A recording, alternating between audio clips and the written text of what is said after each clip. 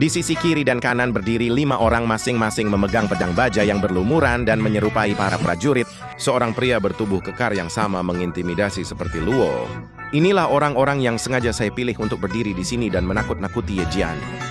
Benar saja Ye Jianrong dan para porter di belakangnya begitu melihat penampilan orang-orang ini. Satu persatu jantung mereka berdebar kencang karena takut, dan saat mereka melangkah masuk, setelah satu langkah kakiku terasa lemas dan aku hampir pingsan. Dia tersujud di papan kayu. Aku tak berani melangkah maju lagi. Aku memberi isyarat samar dengan mataku. Seorang pria bertubuh kekar melangkah maju dan naik ke atas. Ye Jian yang bertanggung jawab. Dia membawakannya kepadaku. Para porter yang berada di belakang khawatir bahwa para bandit dari benteng angin hitam akan bertindak sendiri. Barulah kemudian aku perlahan tapi pasti memasuki balai pengumpulan kebenaran di mana aku belajar mengakali mereka. Tanah di Gunung Harimau. Mereka mulai berbicara dengan bahasa gaul seperti bandit. Di mana jamur itu tercatat dan berapa harganya. Apa yang mereka lakukan di sini? Tapi Ye Jianrong sedang sujud tanah. Dia tampak benar-benar bingung. Mereka sama sekali tidak mengerti apa yang saya bicarakan.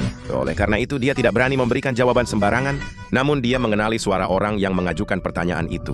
Bukan angin hitam di masa lalu. Suara She Baoqing kepala desa. Saya tidak tahu tentang benteng angin hitam. Apa yang terjadi pada Ye Jianrong? Ya saat itu yang bisa mereka lakukan hanyalah gemetar dan berlutut di tanah.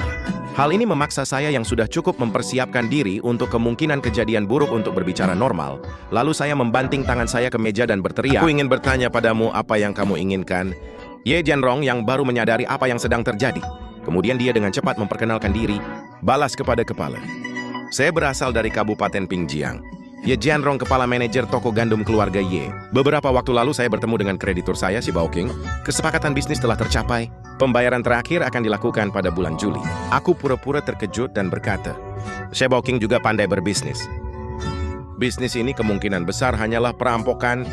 Jadi apakah pembayaran terakhir yang Anda sebutkan sudah diterima? Ye Jianrong melihat ke porter. Dia dengan cepat melambaikan tangan ke arah belakangnya. Antek Ye Jianrong yang tidak tahu apa-apa. Dia segera mengambil sebuah kotak mahoni dan membawanya kepada Ye. Mengapa Jianrong memberikan pekerjaan sebagai bos kepadaku? Ye Jianrong yang terlalu takut untuk bergerak bersujud ke tanah. Dia mengutuk si idiot itu dalam hatinya. Singkirkan rasa takut Anda. Mendorong anak buah itu ke depan. Anak buah keluarga Ye itu tidak berdaya. Ia hanya bisa berjalan maju selangkah demi selangkah gemetar dan tidak stabil. Ketika si buruh kecil itu berjalan ke meja saya hanya merasakan jarak 3 atau 4 meter ini.